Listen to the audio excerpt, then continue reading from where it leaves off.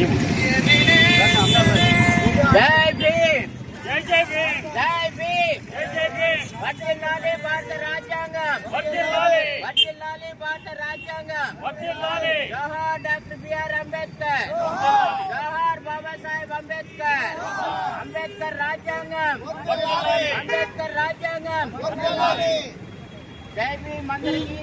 ఈ రోజున భారత రాజ్యాంగం నవంబర్ 26వ తేదీన 1949 నవంబర్ 26వ తేదీన అమల్లోకి వచ్చిన ఆమోదింపబడిన సందర్భంగా ఈ మహాపర్వదినాన్ని పురస్కరించుకుని ఈ రోజున ఆ మహనీయులు అంబేద్కర్ గారిని పుష్పమాలాకృతులను చేసి గౌరవించుకునే భాగ్యం, నివాళులు అర్పించుకునే భాగ్యం నాకు కలిగినందుకు ఎంతో సంతోషిస్తూ ఈ కార్యక్రమాన్ని ఉద్దేశించి ఆంధ్రప్రదేశ్ మానవ ఉపాధ్యాయుల సంఘం గౌరవ అధ్యక్షులు బేతాల సుదర్శన గారిని కోరి ప్రార్థిస్తున్నాం.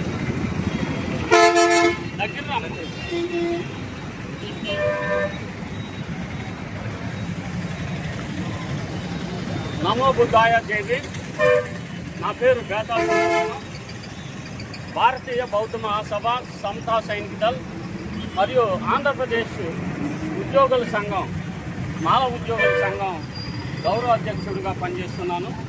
ఈరోజు ఏలూరు దగ్గర ఉన్న పాత బస్ స్టాండింగ్ వద్ద భారత రాజ్యాంగం అమల్లో రాజ్యాంగ దినోత్సవ సందర్భంగా ఈరోజు ఇక్కడ వారి రాజ్యాంగ నిర్మాతకు ఘనమైన నివాళులు తెలియజేయడానికి ఇక్కడ విచ్చేయడం. వాస్తవానికి 1950 జనవరి 26వ తారీఖున రాజ్యాంగం అమల్లోకి వచ్చింది. కానీ 1948వ సంవత్సరంలోనే రాజ్యాంగం రాయటం పూర్తయినప్పటికీ, నవంబర్ 26వ తారీఖున పూర్తయినప్పటికీ ఎందుకు అమల్లోకి రాలేదంటే అది కాంగ్రెస్ పార్టీ మొదటి నుంచి సనాతన భావాలతో రాజ్యాంగానికి విలువ లేకుండా చేయడానికి ఒక కుట్రపూరితమైనది. వాస్తవానికి 1930వ సంవత్సరం కాంగ్రెస్ పార్టీ సంపూర్ణ భారత్ని ప్రకటించింది, సంపూర్ణ స్వాతంత్ర దినోత్సవాన్ని ప్రకటించింది. దాన్ని కమామరేట్ చేసుకోవడానికి నవంబర్ 26వ తారీఖున రాజ్యాంగ దినోత్సవం కింద పెట్టారు. బాబాసాహెబ్ 100 సంవత్సరాల జయంతి సందర్భంగా 2015 నుండి భారత రాజ్యాంగ దినోత్సవం జరుపుతూ ఉన్నారు. కానీ వాస్తవంగా సంపూర్ణ స్వరాజ్యం భారతదేశానికి వచ్చిందంటే ఈరోజు బహుజనులు అత్యంత తీవ్రంగా రాజ్యాంగ హక్కులన్నింటినీ కోల్పోతున్నారు.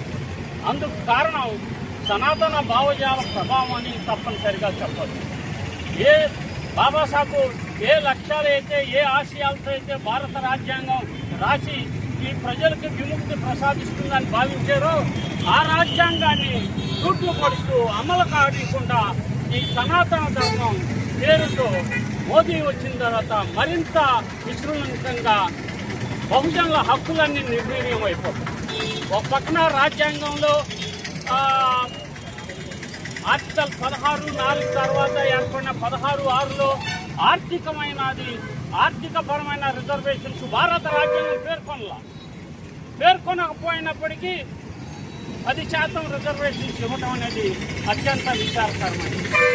అలాగే ఓబీసీలకి, ఎస్సీ ఎస్టీలకు వాళ్ళ తమాషా ప్రకారం రిజర్వేషన్స్ ఇవ్వాల్సి ఉండగా దానికి 50% సీలింగ్ అనేది సుప్రీంకోర్టు మాత్రమే పెట్టింది. అది పార్లమెంట్ పెట్టలేదు. అలాగే రాజ్యాంగంలో కూడా 50% రిజర్వేషన్స్ అనేది ఉంది. వాళ్ళకు అవసరమైనప్పుడు 50% తొలగించి ఎంత శాతానికైనా పెంచుకుంటారు. వాళ్ళకు అవసరమైనప్పుడు వాళ్ళకి ఏది కావాలో అది వాళ్ళు రాజ్యాంగం ద్వారా నెరవేర్చుకోవటానికి ఆర్థిక రిజర్వేషన్స్ కల్పిస్తారు.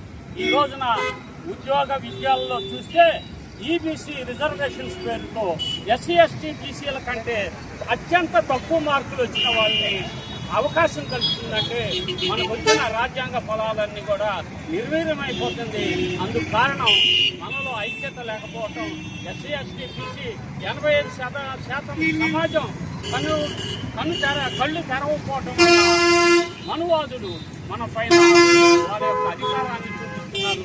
దీన్ని ఎదుర్కొనడానికి ఈ రాజ్యాంగ దినోత్సవం సందర్భంగా మనందరం ఏకమై ఈ రాజ్యాంగాన్ని కాపాడుకోవాలని చెప్పి నేను విజ్ఞప్తి చేస్తున్నాను.